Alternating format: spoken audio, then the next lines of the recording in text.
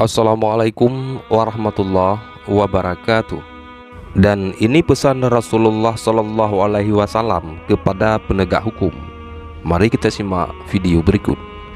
Namun sebelum lanjut, jangan lupa sukai video ini, komen, berlangganan, serta bagikan agar bermanfaat bagi semua. Terima kasih. Tanpa hukum dan aturan, manusia akan hidup sesuka hatinya. Yang lemah akan ditindas, yang kuat akan berlaku zalim sesuka hatinya. Itulah sebabnya Islam sangat memuliakan aturan atau syariat agar tercipta keadilan al-adl dan kemaslahatan umat. Dalam bingkai kenegaraan juga demikian, hukum adalah panglima tertinggi yang harus dihormati. Prinsip keadilan merupakan hal yang wajib dijunjung tinggi, terutama bagi para penegak hukum. Manakala hukum dipermainkan, tatanan kehidupan akan berantakan dan membuka ruang terjadinya kezaliman.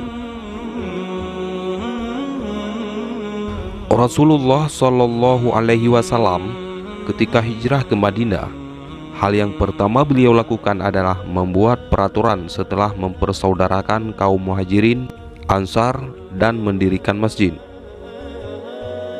Begitu pentingnya tatanan hukum hingga Rasulullah menempatkan syariat sebagai hal yang wajib ditegakkan. Demi mewujudkan kemaslahatan umat, prinsip keadilan inilah yang dipegang oleh Islam sebagaimana firman-Nya, yang artinya, sesungguhnya Allah menyuruhmu menyampaikan amanah kepada yang berhak menerimanya, dan apabila kamu menetapkan hukum di antara manusia, hendaknya kamu menetapkannya dengan adil. Sesungguhnya Allah sebaik-baik yang memberi pengajaran kepadamu. Sungguh Allah Maha mendengar lagi Maha melihat. Quran Surat An-Nisa ayat 58. Pada ayat lain Allah Ta'ala mengingatkan kita dalam firman-Nya, yang artinya, wahai orang-orang yang beriman, jadilah kamu para penegak keadilan karena Allah, atau ketika menjadi saksi dengan adil. Dan janganlah kebencianmu terhadap suatu kaum mendorong kamu untuk berlaku tidak adil. Berlaku adillah, karena adil itu lebih dekat kepada takwa. Dan bertakwalah kepada Allah, sesungguhnya Allah Maha teliti terhadap apa yang kamu kerjakan.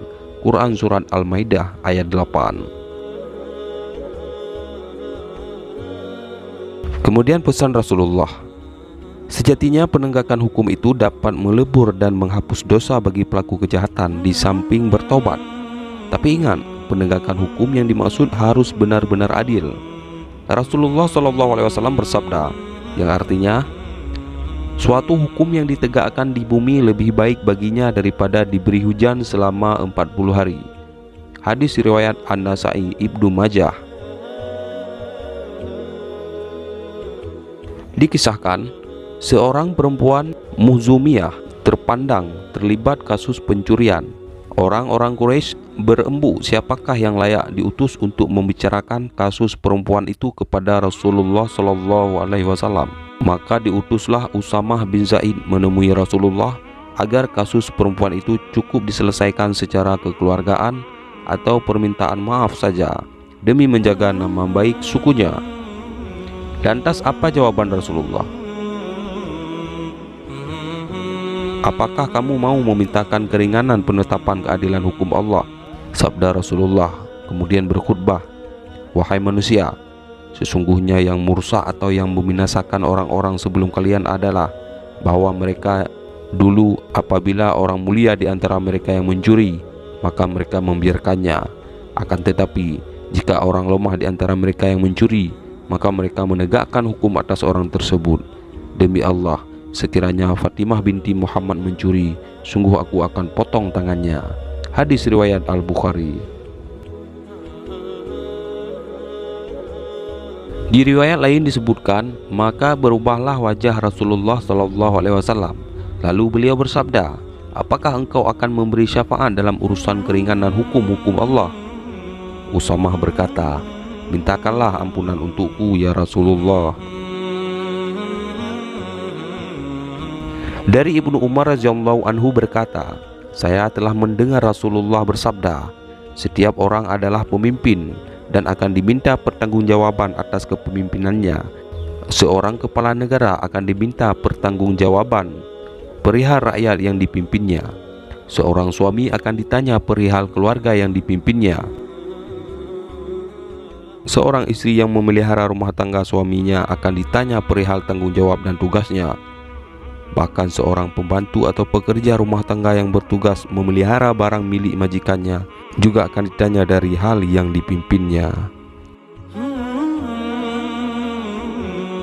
Dan kamu sekalian pemimpin dan akan ditanya atau diminta pertanggungjawaban dari hal-hal yang dipimpinnya. Hadis riwayat Al-Bukhari Muslim.